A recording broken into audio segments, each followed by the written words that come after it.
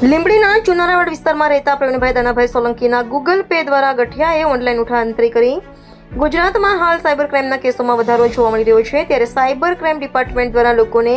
Cyber લોક જાગૃતિના કાર્યક્રમો પણ રાખવામાં આવ્યા છે. તેમ છતાં લોકો લાલચમાં આવી સાયબર ક્રાઇમનો ભોગ બનતા હોય છે, ત્યારે વધુ એક સાયબર ક્રાઇમ લીંબડી ચુનારાવાડ વિસ્તારમાં રહેતા પ્રવીણભાઈ દાનાભાઈ સોલંકી સાથે થવા પામ્યો હતો.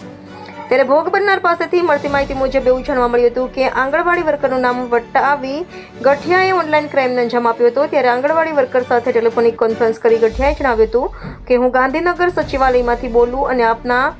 આંગણવાડી લાભાર્થીની ફરિયાદ છે એમ કરી લાભાર્થીની સાથે વાત કોન્ફરન્સ સાથે કરાવી હતી અને આંગણવાડી લાભાર્થીને ફોન હોલ્ડ ઉપર રાખી વર્કર બહેનને જણાવ્યું કે આપના લાભાર્થીને કહો કે તેમની વિગત આપે અને ત્યારબાદ વર્કર બહેનનો ફોન હોલ્ડ પર મૂકી પ્રવીણભાઈ સાથે લોભામણીની વાત કરી કે તમને 22,000 સરકાર તરફથી મળવાના છે અને એક ગૂગલ પેની લિંક મોકલી અને પે પર ટચ કરવાનું કહેતા પ્રવીણભાઈ ટચ કર્યું તો ખાતામાંથી 9,995ની ઉઠાંતરી થવા પામી હતી અને ફ્રોડ થયાની ખબર પડતા આંગણવાડી વર્કર બહેન અને આંગણવાડી લાભાર્થી પ્રવીણભાઈ સોલંકી લીંબડી પોલીસ સ્ટેશન પહોંચી ગયા હતા અને લેખિત રજૂઆત કરી અને ઓનલાઈન સાયબર નંબર 1930 ઉપર જાણ કરી હતી.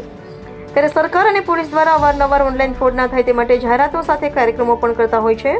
પણ લાલચમાં આવી લોકો આવા ગઠિયાઓના શિકાર બનતા હોય છે. તો આવા ગઠિયાઓથી સાવધાન રહેવા અમારી ચેનલ દ્વારા પણ આપને સાવધાન રહેવા જણાવવામાં આવે છે. કલ્પેશ વાઢેર, સુરેન્દ્રનગર.